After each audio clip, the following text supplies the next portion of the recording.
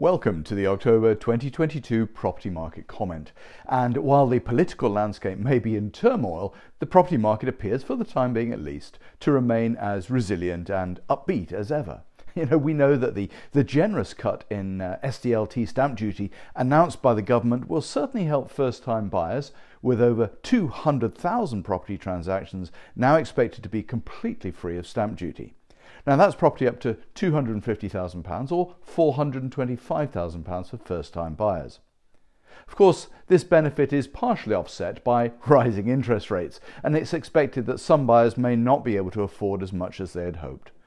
Don't forget that if people have less money to spend, that doesn't necessarily pull prices down, it just means that they have to buy a cheaper or smaller property. But this is by no means a major problem for the market as a whole, and although some economists are predicting a fall in house prices, we must remember that there has recently been a massive imbalance of supply and demand, with a clearly unsustainable hike in the national average house price of over 20% in the past 2 years. And by the way, the average rent has risen by a whopping 21.8% this year alone. So the most likely scenario appears to be a reasonable levelling off of this imbalance, returning to what many of us remember as a normal market.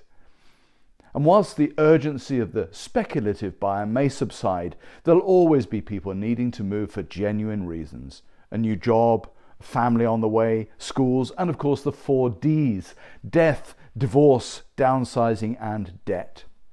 Employment levels are at their highest in nearly 50 years, yet mortgage rates are about half what they were then. And whatever the sensationalist news headlines might suggest, a house price crash appears unlikely, even if we do eventually see a levelling off of prices in real terms. At the end of the day, unless you're a property investor, moving house is more important than the actual house price. And it's all relative anyway, as any price change affects both buying and selling. And once you've bought, well, the value of your property is almost irrelevant until you come to sell. Property is, after all, a long-term proposition. Nevertheless, we are aware that if you are thinking of moving, you may feel a little confused right now. We're here to advise and encourage, to guide, and to continue to steer the right buyers to the right property and to pay the right price.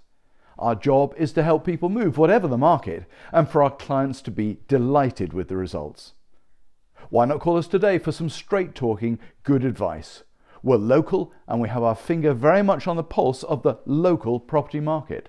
We know who's buying and who's selling, and we're very good at putting the two together.